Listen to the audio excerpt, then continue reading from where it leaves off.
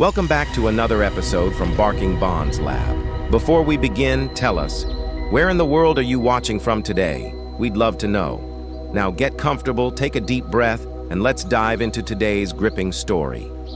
I slammed my hands hard on the cold, hard counter and yelled, "If nobody takes her today, they're putting her down tomorrow." My voice cracked, rough with pain and frustration, as I stared across the room at the shelter volunteer. She looked just as helpless as I felt, like we were both stuck in a hopeless place. In the corner of that cold, gray concrete room, a tiny dog barely lifted her head.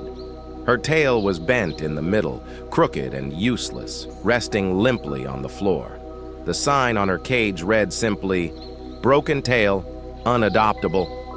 My heart pounded fiercely in my chest as I looked back at her, disbelief filling my every thought.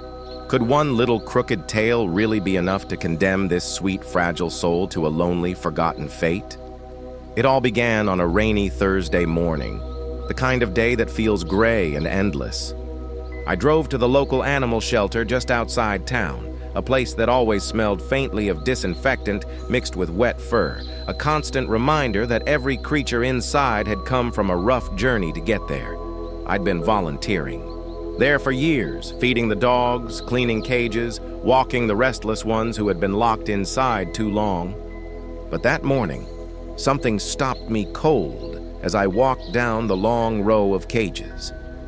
There she was, curled up in the farthest corner, shivering under a ragged, worn blanket. Her small body trembled quietly, and when I looked closer, I saw a sadness in her big brown eyes that seemed to hold all the pain of the world. One of the other volunteers, Mara, whispered from behind me, "That one? She's been here for weeks. Nobody wants her because of the tail." I knelt down, reaching my hand slowly through the metal bars. At first, she flinched, unsure and scared. But after a long, quiet moment, she lifted a tentative little paw and placed it gently on my fingers. That single touch felt like a quiet plea, soft and desperate. My chest tightened and I whispered, "Hey, sweetheart, you deserve better than this." Mara told me that the dog, whom they called Millie, had been found months ago hit by a car on the side of the road. Her tail never healed right, bent awkwardly and forever useless. "People think it looks weird," Mara said, shrugging sadly. "So they walk right past her." I couldn't understand it. It was just a tail after all. But in this cruel game of chance called adoption, it meant everything. I spent hours that day sitting by her cage, talking softly and offering treats that she only nibbled after long pauses. She didn't trust easily. You could see it in every cautious glance and shy movement. But slowly, bit by bit, her eyes started following me when I moved. Her ears perked up whenever I said her name. It was like watching a tiny spark try to catch fire in a storm. I made a promise to myself right then. I would find her a home, no matter what it took. The next few days became a routine. I'd come early, bringing little pieces of chicken, sitting cross-legged on the cold concrete floor just outside her cage. Millie would inch closer each time, her tiny paws cautious but curious on the hard floor. Other people came and went, couples, looking for a playful pup, kids pointing excitedly at fluffier, happier dogs. But nobody stopped for Millie. One man glanced at her once and muttered, "That tail looks broken." Then he walked away to another cage. I clenched my fists but stayed silent, turning back to her sad, lonely face. On the fourth day, she finally let me hold her. I remember lifting her gently out of the cage. Her little body trembled in my arms, smelling faintly of shampoo and shelter dust. I pressed my cheek against her soft head and whispered, "I'll find you someone who sees you, Millie. I swear." And for the very first time, her crooked little tail gave a small, hesitant wag. It was slow and unsure, but real. But time was running out. The shelter was overcrowded, and I overheard the staff talking quietly about dogs who had Been there too long. Millie's name was on the list. My stomach dropped when I heard the words, "Tomorrow morning." That's when I lost it, standing at the front desk, demanding they give her more time. The volunteer just shook her head, sadly. "We don't want this either," she said quietly, "but we don't have space." I left that day with a heavy heart, my mind racing, determined to do something, anything. I spent the whole night making calls, reaching out to everyone I knew, friends, neighbors, co-workers. I begged for help, but no one said yes. I already have 2 dogs. I can't handle medical issues. "She's not cute enough," one person even said before quickly changing the subject. I lay awake that night staring at the ceiling, angry at the world for being so blind, so cruel, to treat a crooked tail like a curse. The next morning, I drove to the shelter before the sun was fully up, praying for a miracle. My breath caught when I saw a man kneeling by Millie's cage. He wasn't like the others. He didn't glance at her crooked tail or the adoption card. He just spoke softly to her, and she, without any hesitation for the first time in weeks, crept toward the bars. Something shifted in my chest. Maybe, just maybe, this was the answer we'd been waiting for. I walked closer, heart pounding, hoping he would see what I saw, that she was worth saving, that she was so much more than her broken tail. And in that moment, as Millie gazed up at him with a flicker of cautious hope, I dared to believe this broken little dog might finally find the person she'd been waiting for all along. I froze, afraid to make a sound and scare her away back into her shell of fear. The man had a soft, weathered look, someone who had been through tough times, but still carried kindness in his eyes. His voice was low and gentle, barely louder than a whisper over the shelter's hum. "Hey there, sweetheart," he said, reaching his hand slowly through the bars. Millie sniffed, her tail twitching uncertainly. Then she did something I'd only seen her do with me. She leaned forward and gave his fingers a tentative lick. My breath caught. This could be it. I stepped closer and he glanced up, surprised to see me watching. "She's a shy one," he murmured, careful not to scare her. Nodded, feeling a tightness in my chest. "Yeah, her name's Millie. She's been here too long." He looked back at her, his eyes softening even more. "She's beautiful," he said simply. Those 2 words hit me harder than I expected. No one had called Millie beautiful since she arrived. Most people saw only the crooked tail, the nervousness, the way she pressed herself into corners like she wanted to disappear. But this man didn't see her flaws. He saw her. We stood there quietly for a while, both crouched by the cage, waiting to see if Millie would take another brave step. She did. Inch by inch, she moved closer, her crooked tail wagging a little faster. It was like watching a fragile bridge form between 2 lonely hearts. I swallowed hard and asked, "Are you thinking about adopting?" He hesitated, glancing between me and Millie. "Maybe," he said softly. "I lost my old girl a few months ago. Haven't been able to look until today. Didn't think I'd find someone who needed me this much." His words stirred something inside me, a tiny flicker of hope fighting to grow after days of despair. I leaned closer to the cage. "She needs someone who won't give up on her," I whispered. "She's had a rough start, but there's a sweet soul inside, waiting for the right person." He reached in further, and Millie licked his hand again, this time without hesitation. Her crooked tail wagged harder, tapping softly against the cage. My throat tightened. It was like she knew. Over the next hour, we sat there together, letting Millie sniff his jacket sleeve, nibble treats from his palm, and eventually lean into his gentle scratches behind her ears. The change was slow but sure. She leaned into his hand, sighed softly, and looked up with a trust I hadn't seen before. It was as if something inside her whispered, "This one's different." The man introduced himself as Jack. quiet, thoughtful, the kind of person who didn't need to fill silence with empty words. When he finally stood and looked at me, his eyes steady, he said, "I think I'd like to try." My heart leapt, but I kept my voice calm. "Try," he nodded. "Take her home, see if she'll have me." I could barely hold back tears as I hurried to the front desk, telling the staff someone wanted Millie. They looked shocked, glancing over at the man still kneeling by her cage, whispering softly like they'd known each other forever. Papers were drawn up, forms signed, and every minute felt like a victory snatched from the jaws of heartbreak. When they brought Millie out, she trembled, in Jack's arms at first, but then she buried her face against his chest, as if she had already made her choice. Watching them together was like witnessing a miracle unfold right in front of me, a story that had waited all along for the right chapter to begin. But this wasn't the end. Not by far. I walked with them to the parking lot, wanting to make sure Millie wasn't scared. Jack opened his truck door slowly, laying a soft blanket on the seat before setting her down gently. "We'll take it slow," he murmured to her. "No rush." His voice was full of patience, like he understood broken things didn't heal overnight.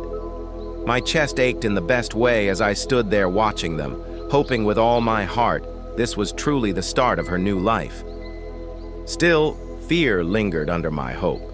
I'd seen adoptions fall through before. Sometimes people changed their minds, deciding it was too much work or too much mess. As Jack drove off with Millie curled on the passenger seat, I whispered a silent plea. "To the universe, please don't let this be temporary. Let this be her forever." I spent the rest of that day restless, checking my phone, even though I had no reason to expect news yet. My mind kept circling back to Millie's face, the way her eyes had softened when she looked at him, the cautious trust that had bloomed between them. For the first time in weeks, a fragile hope had taken root in me, one I didn't dare crush. Maybe, just maybe, this man could be the one to show her what it meant to beloved. No conditions, no expectations, just love for who she was. But as the sun set that evening, I couldn't stop wondering what was happening in that truck on that first drive towards something entirely new for both of them. And deep down, I knew this was only the beginning of their story. Jack called me 2 days later, his voice quiet but full of something that sounded almost like wonder. "She's eating out of my hand now," he said softly, "and she slept by the bed last night." My heart swelled at the image. That little dog who had been too afraid to move, now choosing closeness, warmth, safety. But I could hear the weight in his tone too, the cautious edge of someone still unsure if they're doing everything right. "She's had a lot of hard days," I told him gently. "It'll take time, but you're already giving her more than anyone else ever did." I couldn't stop thinking about them. That whole week, my shifts at the shelter felt lighter, knowing Millie wasn't lying alone in that cold cage anymore. But the worry never fully left. I'd seen dogs come back before, returned with labels like too timid, too much work, not what we expected. Millie had already been hurt enough. I couldn't bear to think of her hope being shattered again. So when Jack invited me to come visit that weekend, I didn't hesitate. His place was a modest house on the outskirts of town, with a wide porch and a yard lined with weathered wooden fencing. The moment I stepped out of my car, I heard it. The faint scratch of paws on the other side of the screen door, followed by a tentative bark. Jack opened the door slowly, and there she was. Millie stood a few steps behind him, Herbity low, tail bent and wagging nervously. Her eyes met mine, recognition, flickering like a small flame. "Hey, sweet girl," I whispered, crouching down. It took her a few long moments, but then she padded toward me, sniffing my hands before pressing her little head against my palm. My chest tightened as I stroked her soft fur. "You remember me?" I murmured, glancing up at Jack, who was watching, with quiet relief.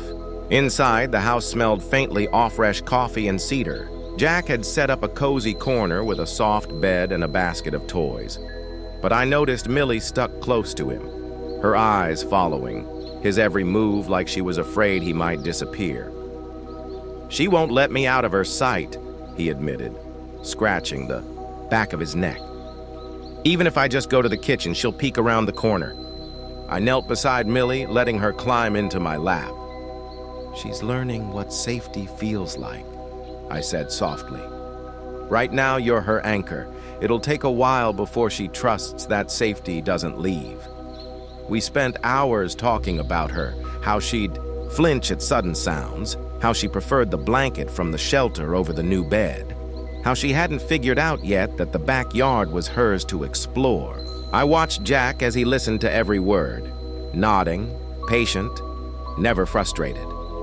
When Millie curled up beside him on the couch, resting her crooked tail against his leg, his hand hovered above her for a moment before stroking gently.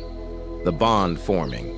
Between them was something fragile and precious, like a tiny plant just pushing through soil for the first time. Later, as we sat on the porch, Millie ate to her feet. Jack spoke quietly, eyes on the horizon. "I don't know her story," he said, "but I know she's been through more than any dog should. I want to make sure she knows she's safe now." There was something in his voice that told me this wasn't just about Millie. It was about him, too. A man who'd lost his old companion, who knew grief and loneliness, who needed healing just as much as she did. Over the next few weeks, Jack kept calling with updates.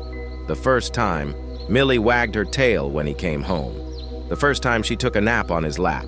The day she dared to chase a ball across the yard, clumsy but joyful, like she was rediscovering what happiness felt like. Each story made me smile, made me believe a little more that maybe fate had finally stepped in where people had failed her before. But healing wasn't a straight path. There were hard days too. Jack called once late at night, his voice worried. "She had a nightmare, I think," he said. "Woke up shaking, crying, wouldn't let me touch her for an hour.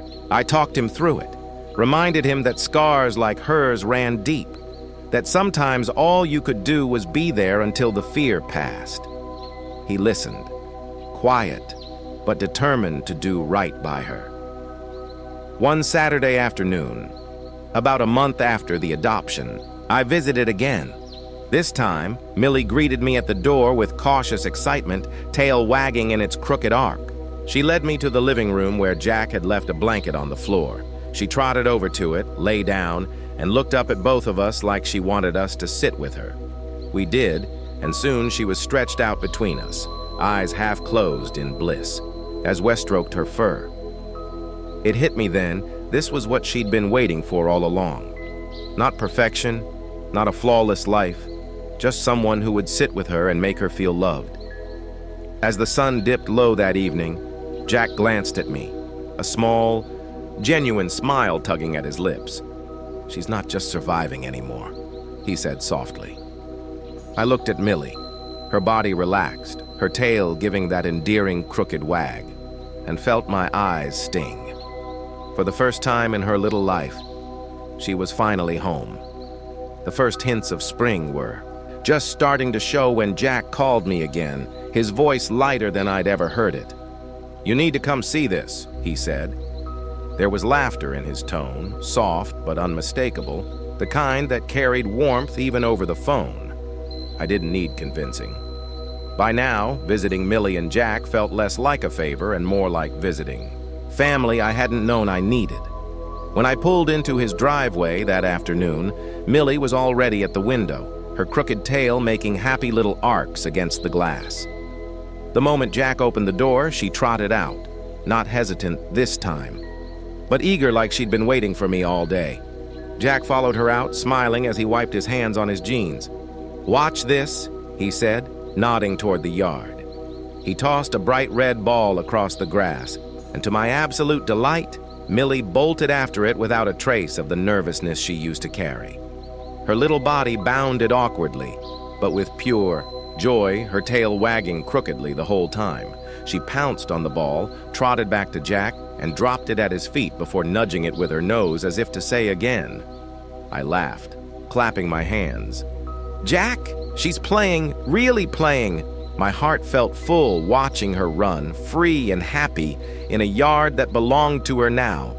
Jack nodded, his smile widening, but there was something emotional in his eyes, too, like watching her joy was healing a part of him that had been quiet for a long time.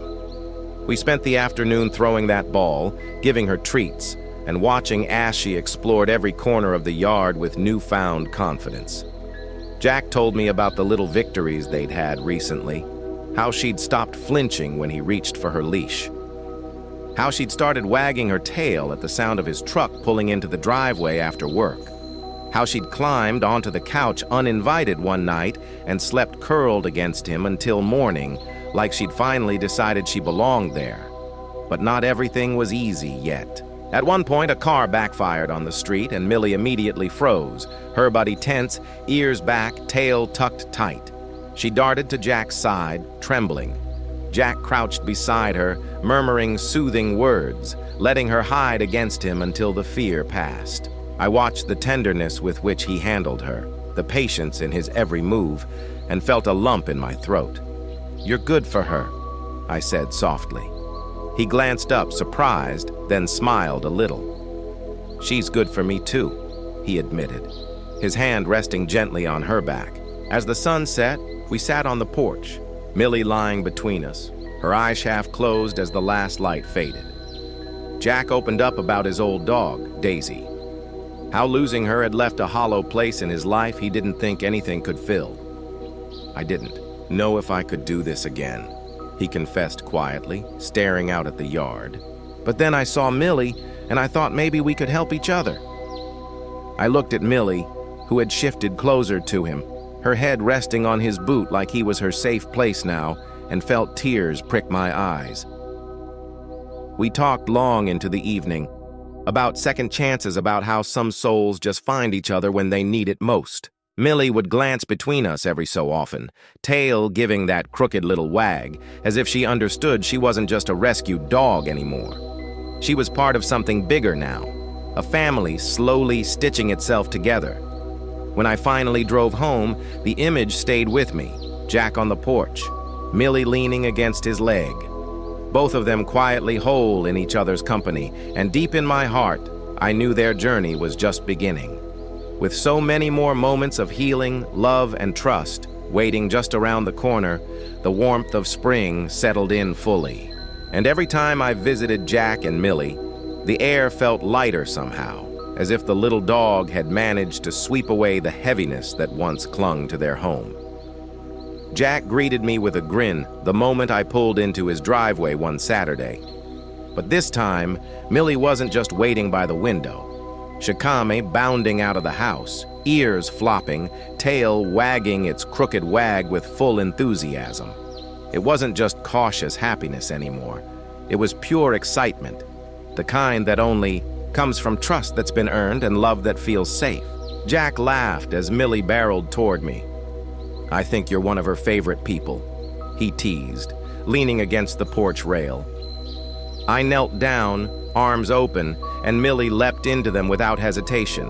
Her soft little whines of greeting melted my heart. This was a far cry from the dog I'd met at the shelter, the one who cowered in the corner, unsure whether hands reaching out meant kindness or pain. Inside, I noticed small changes around Jack's home. There were toys scattered across the living room, a blanket on the couch that looked well-loved, and a water bowl in the kitchen that had clearly been topped off before I arrived. It felt like a space that belonged to both of them now, not just a house where a man happened to live with a dog. Jack had made room for Millie in his life in every corner of it. He handed me a cup of coffee as we sat down. "She's been sleeping through the night lately," he said, a soft smile playing on his lips. "No more nightmares, at least not as many.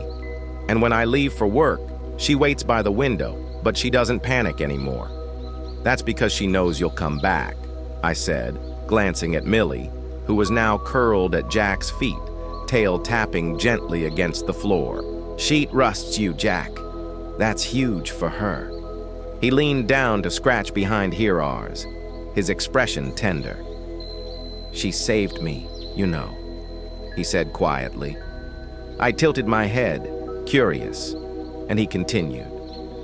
"After Daisy passed, the house felt empty, like I was just going through the motions. But now I come home and there's this little soul waiting for me, happy just because I exist. She gives me a reason to keep moving." We decided to take Millie for a walk to the nearby park that afternoon. At first, Jack had mentioned she was scared of leashes, of the outside world. But today she trotted along beside him, sniffing the fresh grass and wagging her tail at birds flitting through the trees. People we passed smiled at the sight of her. This tiny dog with a bent tail and a newfound spark in her step. One little girl asked to pet her, and though Millie hesitated for a moment, she leaned forward and accepted the gentle touch. Jack's eyes softened as he watched. "She's brave," he murmured.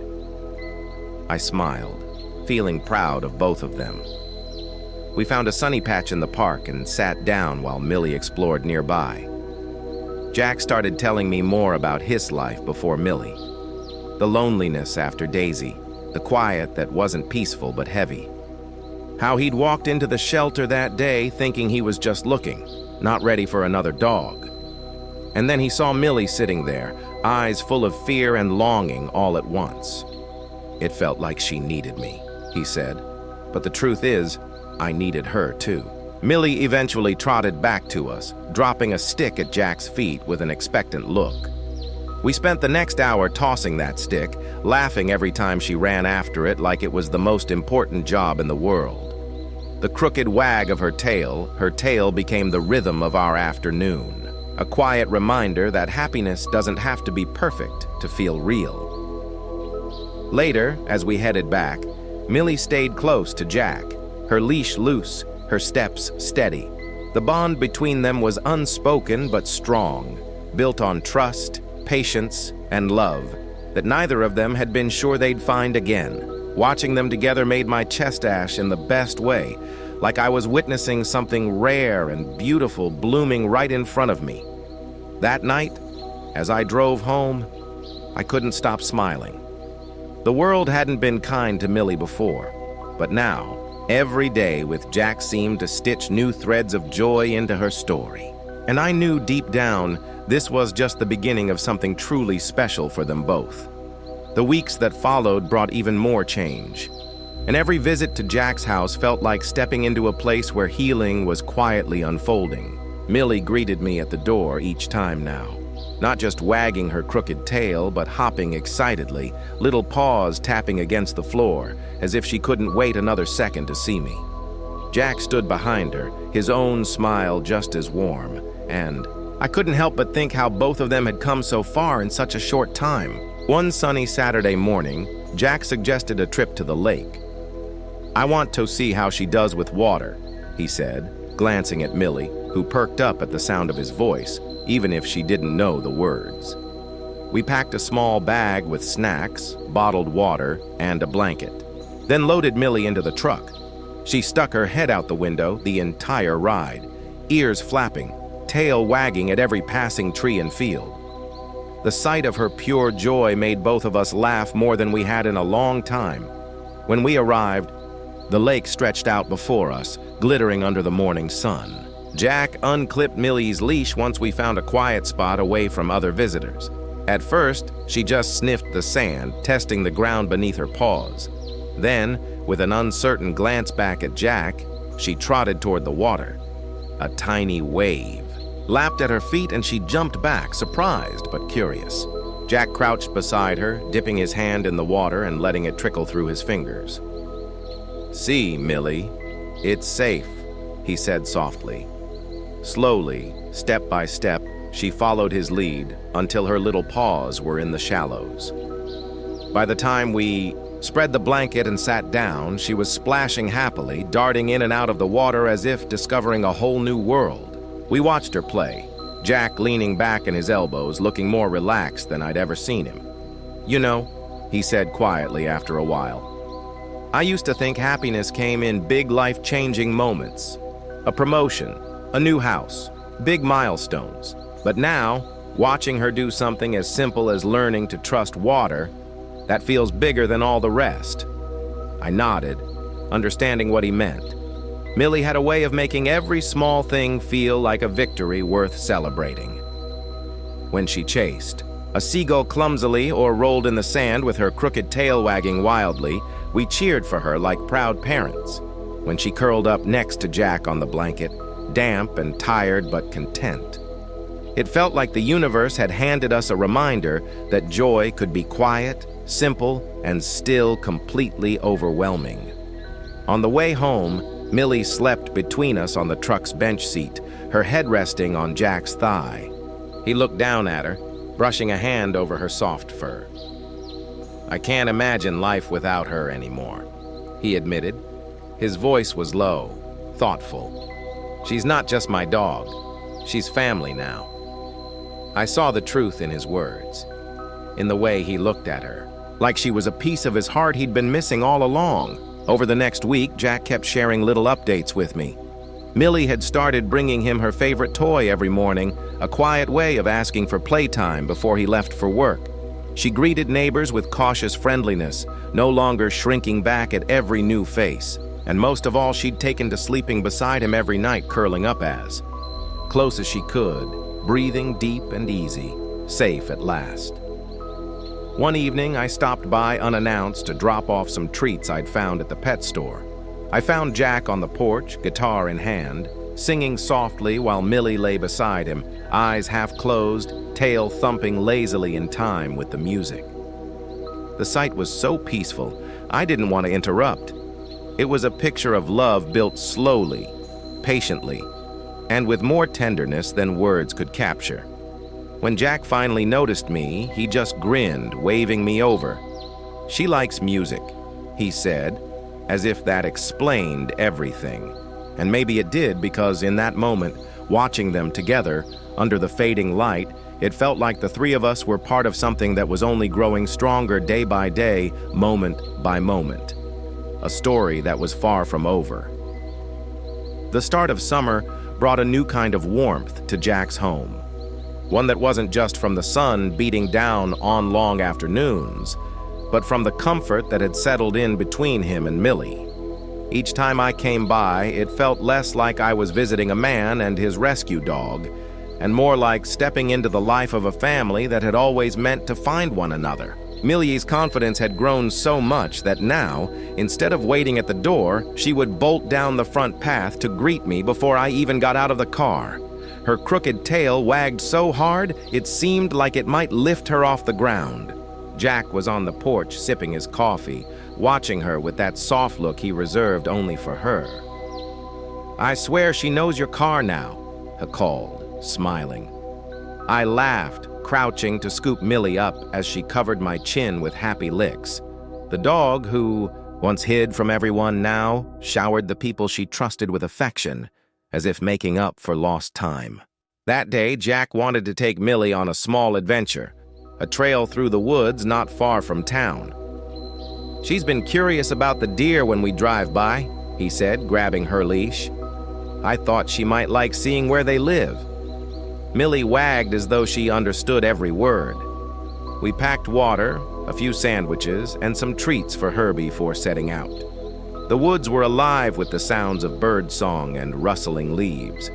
Millie trotted ahead on the path, nose to the ground, tail wagging every few steps, as if each new scent was the most exciting discovery she'd ever made.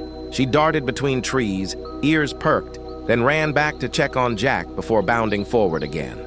Her joy was infectious, and soon Jack and I were laughing, calling after her, letting the peacefulness of the forest sink into our bones.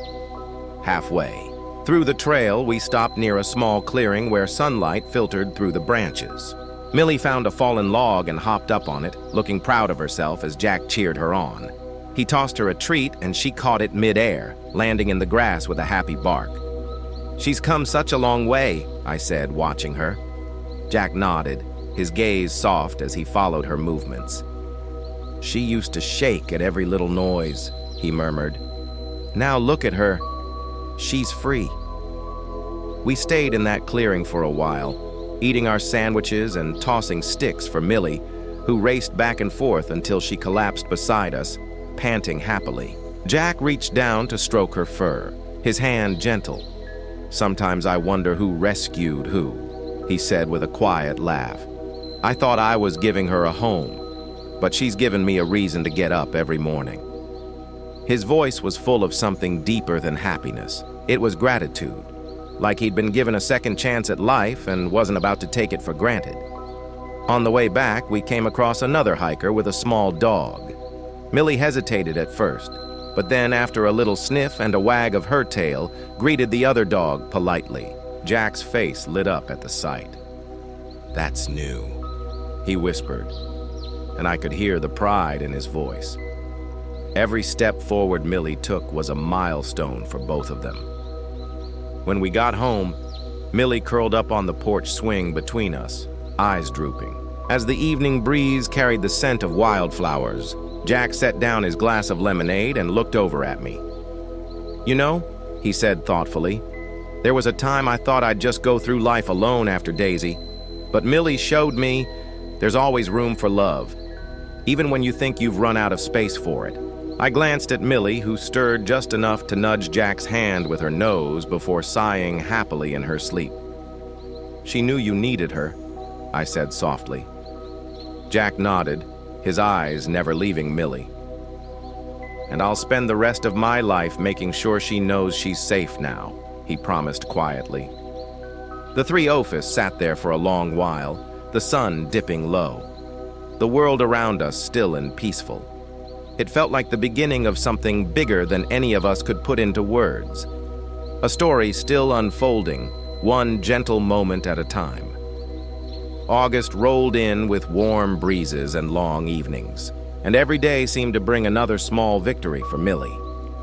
Each time I stopped by Jack's house, I found something new that showed just how far she had come from the timid, broken-tailed pup no one wanted. She had claimed the couch as her favorite spot, learned how to wait patiently for treats, and even started wagging her tail when strangers passed the yard, something Jack never thought he'd see.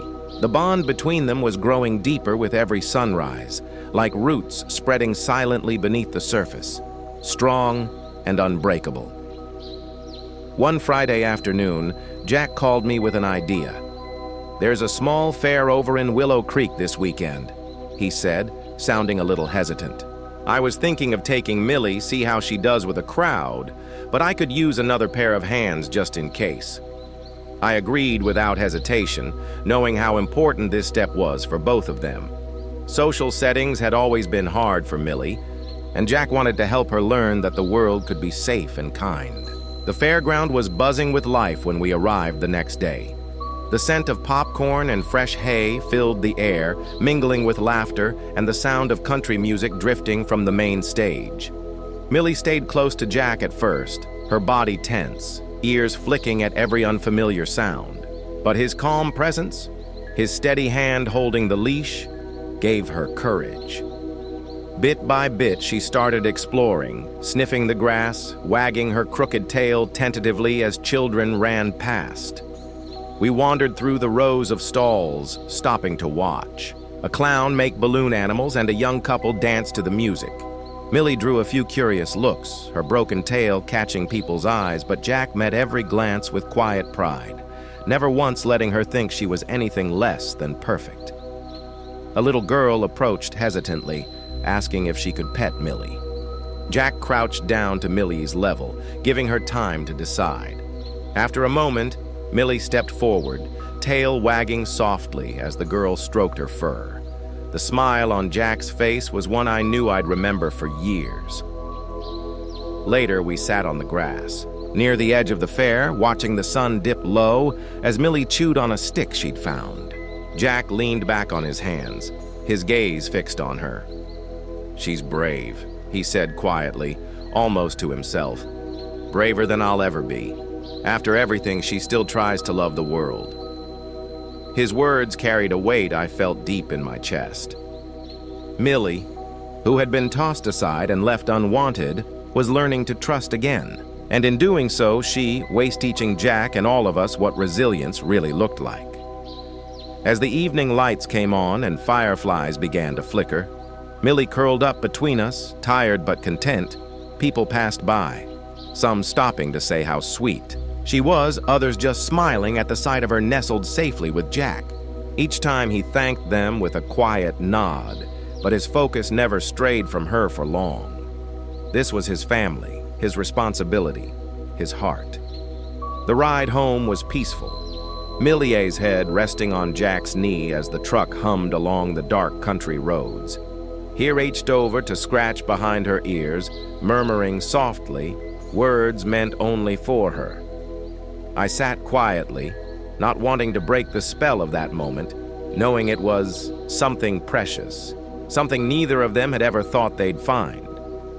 Back at the house, Millie climbed onto the porch swing before we could even take off our shoes, as if claiming the spot as a perfect ending to the day. Jack sat beside her, pulling her close, his hand resting over her heart. "She's not just surviving anymore," he said with a soft smile. "She's living." We stayed there long after the stars came out, the three of us under the night sky, knowing without saying a word that this wasn't the finish line. It was just another step in a journey that kept unfolding, carrying them both toward a future brighter than either had ever dared imagine. September rolled in with cooler breezes and golden leaves, painting the small town in warm colors.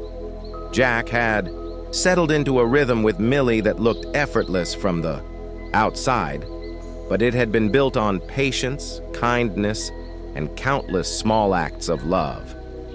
Every time I came by, I saw another sign of how much she trusted him now.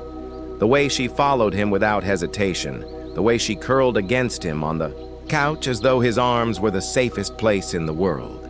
Jack's house, once quiet and still, now felt alive with the soft padding of Millie's paws and the sound of her happy sighs when she finally drifted to sleep at night. One Saturday morning, Jack called to ask if I'd join them on a trip out to Lake Haven, a wide stretch of water surrounded by pine trees, where locals went to fish or just breathe in the open air. Millie had never been near a lake before, and Jack thought it might be good for her to experience something new. When I arrived, she bounded to the truck, tail wagging crookedly, ready for the next adventure. The drive was filled with sunlight streaming through the windows and soft country music playing low on the radio. Millie sat between us, looking out the window with curious eyes as the world rolled by. Jack glanced down at her, smiling softly, one hand resting on her back like a promise that he would never let anything hurt her again. At the lake, the air was fresh and cool, carrying the scent of water and pine. Millie hesitated at first, unsure of the shifting ground near the shore. But with Jack's encouragement, she stepped closer, sniffing the rippling water. When he tossed a small stick just a few feet out, she ran after it, splashing into the shallow waves. For the first time, she barked, not out of fear, but pure excitement, and came trotting back to him with the stick clamped in her mouth, tail wagging wildly. Jack knelt down, his laughter carrying across the quiet lake, and hugged her like he'd just been given the world. We spent hours there throwing sticks, walking along the tree-line, and sitting on the weathered dock with our feet dangling above the water. Millie lay between us, her head on Jack's boot, watching the sunlight dance on the lake's surface. There was a stillness to that moment, not empty, but full. Like every piece of pain from her past was being washed away by the simple fact that she was loved, wanted, and finally home. Later, as we sat on the dock eating sandwiches, Jack spoke quietly, almost like he was afraid to break the spell of the day. "When I first saw her at the shelter, I knew she'd been through something," he said, eyes on the horizon. "But I didn't know just how much I'd need her. I thought I was saving a dog. Turns out she's been saving me right back." His words hung in the air, honest and raw, while Millie nudged his hand as if agreeing. On the drive back, Millie curled up between us again, damp and tired, but happier than I'd ever seen her. Jack glanced my way once, his face soft with something I couldn't quite name, and said, "You know, I don't think I've ever felt this kind of peace before. It's like she put all the broken pieces of my life back together just by being here." When we got home, the evening settled gently over the house, the scent of pine still clinging to our clothes. Millie climbed onto the porch swing first, curling up with a content sigh while Jack sat beside her, resting his hand on her back. "This is what I imagined forever feeling like," he said softly, looking at her, his voice full of quiet certainty. The three of us stayed there until these stars appeared, wrapped in a silence that wasn't empty at all. It was full of the kind of love that doesn't need words to be understood. A promise of many more days just like this unfolding slowly. One cherished, moment at a time. October arrived with crisp air and the smell of falling leaves painting the small town in deep reds and golds. Jack had started a new routine with Millie. Long morning walks through the wooded trails that wound behind his property. Each day I'd see them heading out, Millie's crooked tail wagging as if she knew that these walks were their time. Their quiet way of saying the world was finally good. Again. But this month would bring challenges they hadn't faced yet. Moments that would test just how far they'd come together. One Saturday, Jack called me early. "Millie is getting better at meeting people," he said, his voice a mix of hope and uncertainty. "I thought maybe we'd try the park downtown today, see how she does with a crowd." I could tell this mattered to him. It wasn't just about socializing Millie. It was about showing her that there were more good people out there than Bath, that her past didn't define her future. I agreed to come along. The park was busy, filled with families, joggers, and kids playing fetch with their own dogs. Millie stayed close to Jack at first, her head low, her eyes scanning every movement around her, but he walked slowly, never pulling on her leash, his voice calm and steady, letting her set the pace. Bit by bit, she started to relax, sniffing the grass, wagging her tail at a boy tossing a frisbee nearby. A few people asked to pet her, and each time Jack crouched down with her, letting her decide.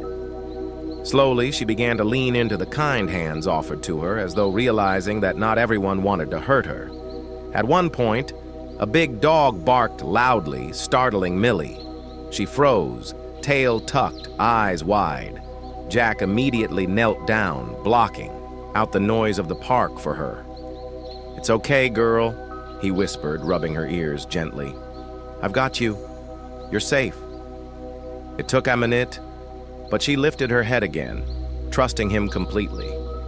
That moment said more about their bond than words ever could. It was a promise. Whatever scared her, whatever shadows still lingered from her past, she'd never face them alone again. Later, we found a quiet spot under a big oak tree where Millie sprawled out in the grass, belly up, soaking in the sun.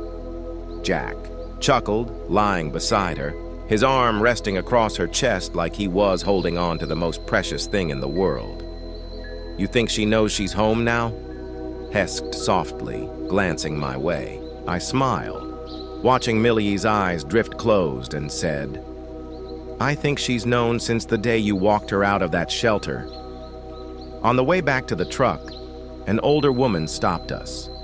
She knelt beside Millie, gently stroking her crooked tail, and said, "This little one is lucky to have you."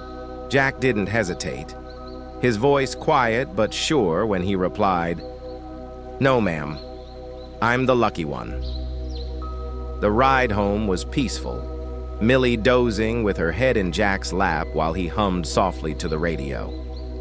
Back at the house, as evening settled in, they curled up on the porch swing together, the fading light wrapping them in gold. Jack scratched behind her ears, looking out over the yard, and murmured, "We've still got a long way to go, girl, but as long as it's you and me, we'll make it." That night, as I left their house, I glanced back to see them through the window. Millie nestled against Jack on the couch, both fast asleep. There was something about that sight that stayed with me long after I drove away. A man who once lived a quiet, lonely life, and a dog once left behind, now building a future together, one small, loving moment at a time. The story wasn't over, not even close. This was just another day in a life that was slowly turning into everything they both deserved. November brought a chill to the air, the kind that hinted at winter's approach without yet biting too hard. Jack had taken to lighting a fire in the evenings, the flicker of flames casting a warm glow across the living room where Millie lay, curled on her blanket completely at ease. Watching them together now, it was hard to remember the skittish, hesitant little dog I first met months ago. But progress doesn't erase the past. It simply builds a softer, safer place for it to rest. One morning, Jack called with an idea that made me smile immediately. "There's a little farm out near Mason Ridge," he said. "Pumpkin patch, hay rides, the whole deal. Thought it might be good for Millie to see more of the world, meet some new folks before the weather turns." I agreed to join them, knowing how much these small steps meant for both of them. When we arrived, the farm was alive with families picking pumpkins and sipping hot cider, children running through corn mazes while the scent of autumn spices filled the air. Millie hesitated at first, the noise and bustle unfamiliar. But Jack was patient as always, keeping his hand on her harness, speaking softly, to guide her through the crowd. Bit by bit, she relaxed, her ears perking up at the sound of laughter, her nose twitching at the smell of fresh apple pies cooling on a nearby table. We stopped by a pen where a few goats were nibbling on hay. Millie tilted her head, curious but cautious. Jack crouched down beside her, pointing gently. "See them, girl? They're friends." Slowly, she edged closer, her tail giving a tentative wag as one goat bleated softly.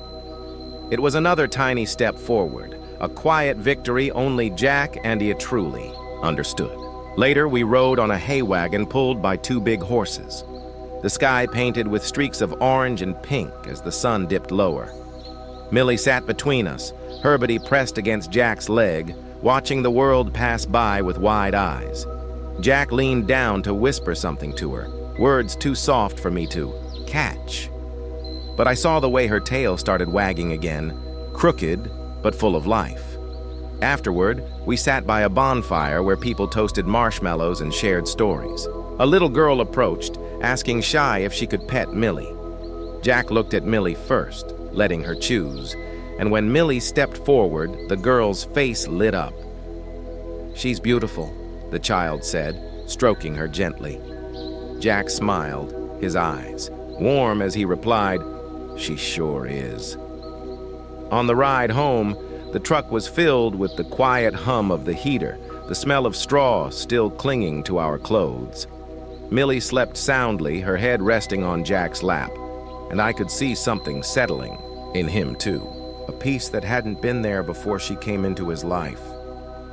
"You know," he said softly, watching the dark road ahead, "I used to think I had everything I needed, but this little one, she's taught me what it feels like to really live again." When we got back to his house, the night was cool and still, stars glittering above us. Jack carried Millie inside like she was the most precious thing in the world, tucking her into her blanket by the fire before sitting beside her, his hand resting lightly on her side.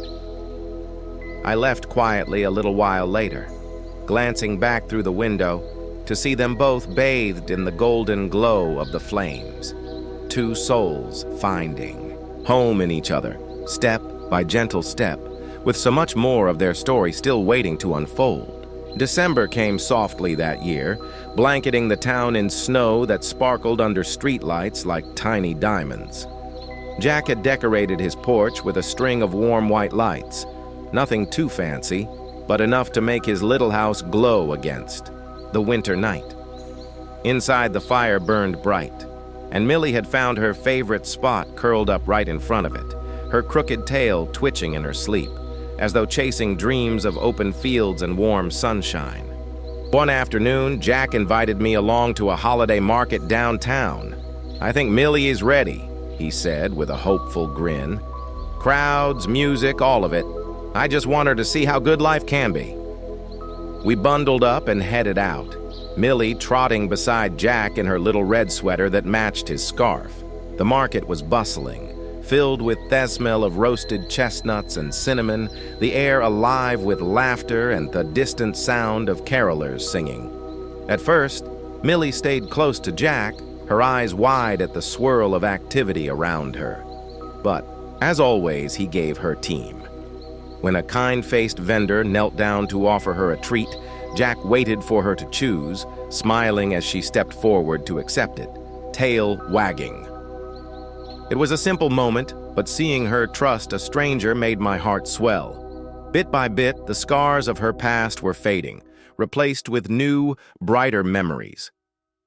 We stopped by a booth selling handmade dog toys, and Jack crouched beside Millie, letting her sniff at everything before picking a soft, plush bone that made her eyes light up. "This one's for you, girl," he said gently, slipping a few bills into the vendor's hand. The look on Millie's face as she clamped her jaw around her new toy was pure happiness. The kind that comes from finally having someone who wants you, no matter how broken you've been. As evening settled, snow began to fall, tiny flakes landing on Millie's nose as we walked back toward the truck. Jack laughed softly, brushing them away. "First snow for you, huh?" he said, his voice warm and full of something deeper than just affection. It was love, quiet and steady, the kind that builds a forever home, one small moment at a time. Later that night, back at Jack's house, we sat by the fire, sipping hot cocoa, while Millie played on the rug, tossing her new toy into the air and pouncing on it with a joy that filled the room.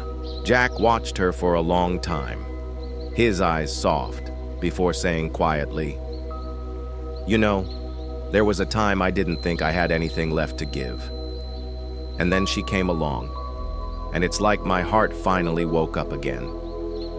As the snow fell heavier outside, Millie finally tired herself out and climbed into Jack's lap. Curling up with a contented sigh, he wrapped an arm around her, resting his chin gently on her head. "No more lonely Christmases for either of us," he murmured, his words, almost a promise, whispered to the night. The fire crackled, the lights glowed softly, and for a long while there was nothing but warmth and quiet peace between the man and the little dog who had once been unwanted, both of them finally finding where they belonged, with so much more of their story still ahead. January brought crisp mornings and skies the color of pale glass, with frost painting lace-like patterns on windows and the fields around Jack's home, blanketed in white.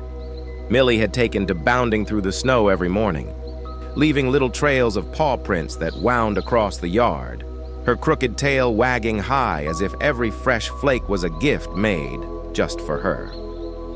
Watching her play like that felt like witnessing a small miracle, knowing where she had started and how far she had come. One Saturday, Jack had an idea to take Millie to the frozen lake just outside town, a spot where locals gathered to skate and sip coffee from thermoses, bundled in scarves and heavy coats. He loaded her into the truck, her favorite blanket tucked beside her, and we drove out as the sun cast a soft golden glow over the snow-covered world. The lake sparkled like glass, dotted with families gliding across its surface, their laughter ringing in the cold air. Millie stepped carefully at first, unsure of the icy edges near the shore, her paws slipping slightly on the packed snow.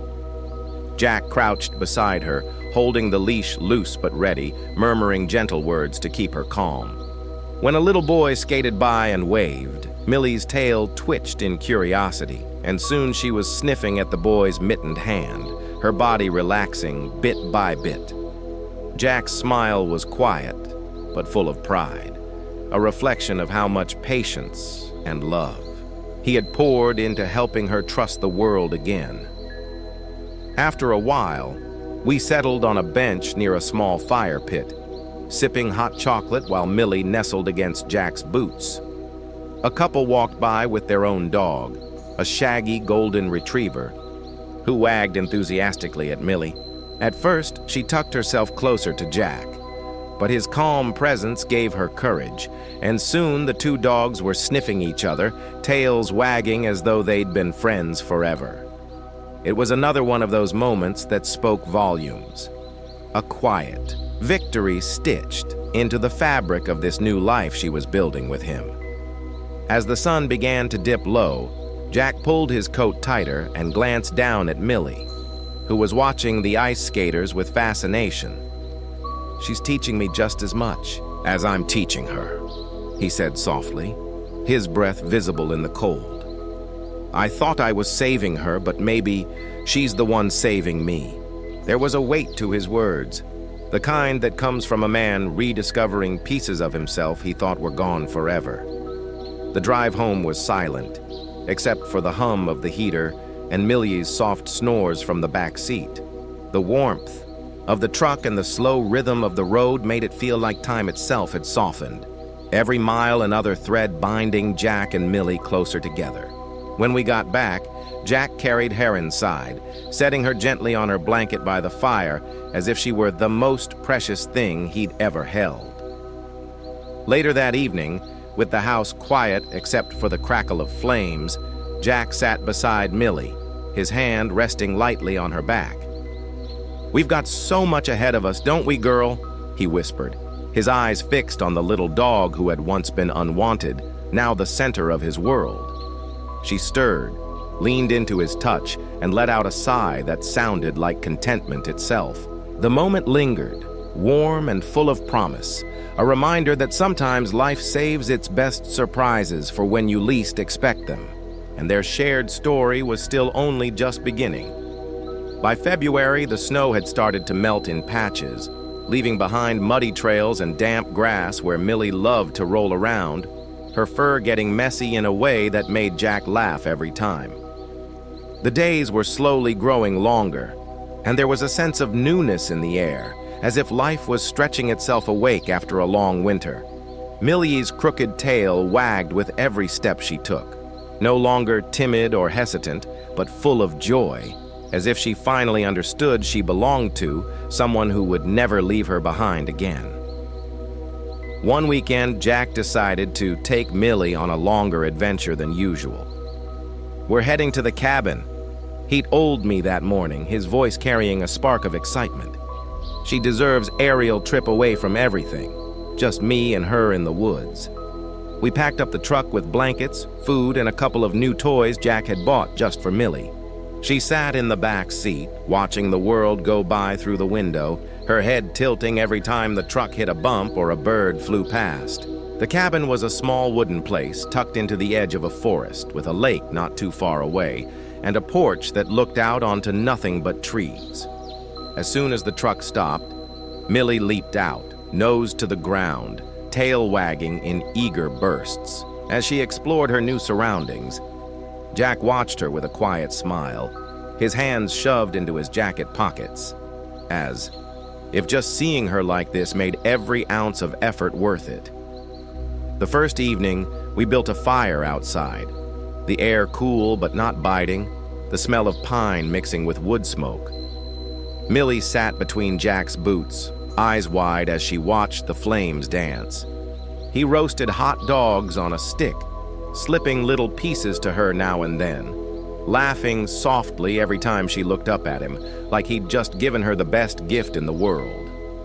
There was a stillness in those woods broken only by the crackle of fire and the occasional hoot of an owl, a peacefulness that seemed to wrap around all three of us like a warm blanket. The next morning, we followed a trail down to the lake, Millie darting ahead and then circling back to make sure Jack was still behind her. The water was still partly frozen, but the edges shimmered under the sun and ducks paddled in the open spots. Jack crouched down by the shore, letting Millie sniff and explore, his voice soft as he talked to her about everything and nothing like they'd been friends forever.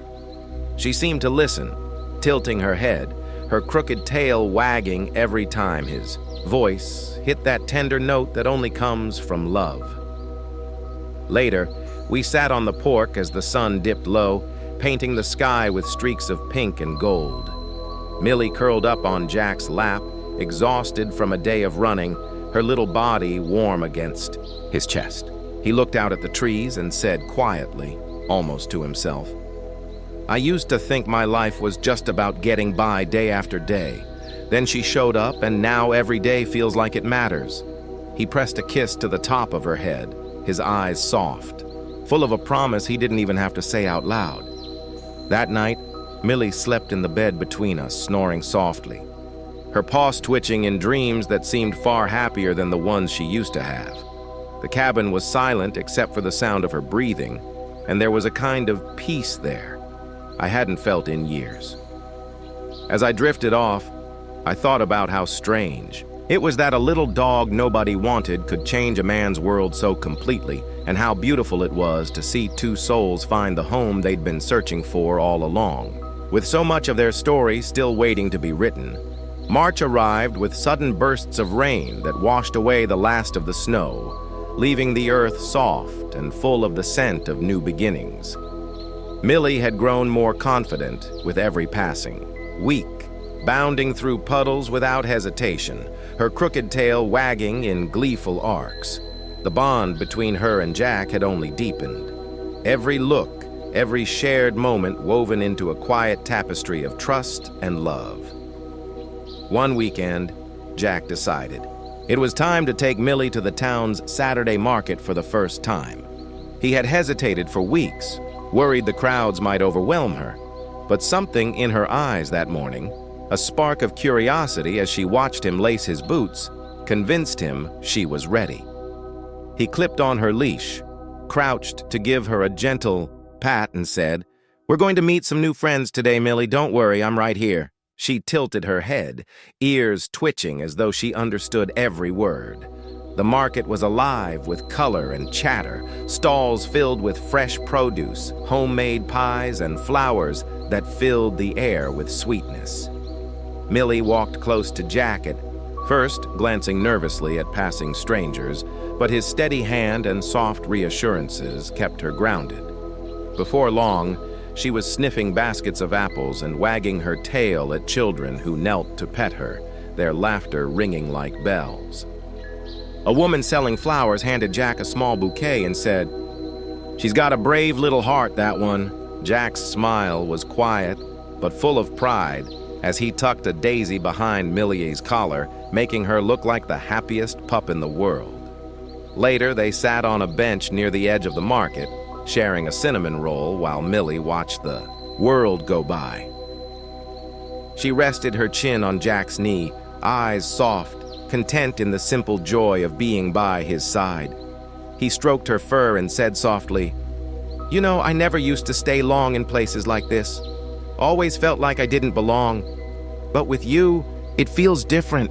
Feels like maybe we've both found where we're meant to be." It was a tender confession, one he didn't seem to realize he'd said out loud until Millie licked his hand as if answering him with her own kind of love. On the walk home, the sky opened up with a light rain, but neither of them minded.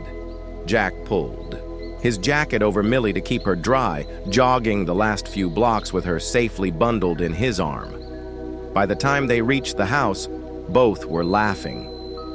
The kind of laugh that spills out easily when you're simply happy to exist in that moment together. That evening, as the rain tapped against the windows, Jack sat on the couch with Millie curled against his chest, the little daisy still tucked in her collar. He whispered to her, his voice thick with something soft and deep. "I don't know how I ever thought life was fine before you. Feels like you've stitched me back together. One wag of that broken tail at a time." Millie let out a quiet sigh, her body warm and trusting against his, and the house felt fuller, safer, brighter because of the love they shared. A love that was only growing stronger, with endless days still ahead of them. April arrived with warm breezes that carried the scent of blooming lilacs and new grass. Jack's front porch, once plain and quiet, now bloomed with flower pots, and an old wooden swing that creaked gently under the weight of late afternoon peace. Millie had made herself queen of the porch, stretched out under the railing with one paw. Dangling over the edge, her crooked tail sweeping slowly like a metronome to the rhythm of her quiet contentment. Her fur was shinier now, her eyes brighter. Even strangers could tell she was no longer a dog waiting to be loved. She had been loved so fully, so patiently, that she had bloomed into something whole. That month, Jack had started writing down little things about Millie. Not just memories, but moments. The first time she didn't flinch at thunder. The first time she barked protectively at a squirrel on the fence.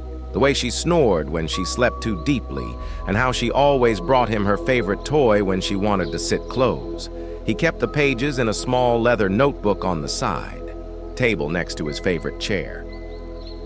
She deserves to be remembered, he told me one afternoon, flipping through the pages with a fond smile.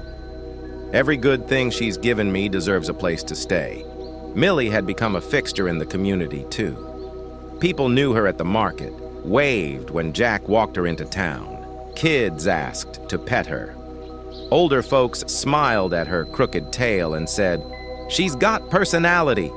She took it all in stride, never pushing too far, but never hiding anymore either. Every inch of her said, "I'm here and I'm loved, and that's enough." One crisp morning, Jack sat on the porch swing while Millie lay at his feet. He stood quietly, gazing out over the wide field just beyond the yard. The last thin patches of frost were slowly melting from the grass, disappearing under the soft touch of the morning sun. For a moment, everything felt still, like the world was holding its breath. Have you ever thought about how some of the best things in life come from the hardest beginnings? He asked softly, not really expecting an answer. He glanced down at her, Millie, who sat close by, her crooked tail barely moving. When he looked at her, memories flooded back, those long, quiet nights after Daisy was gone.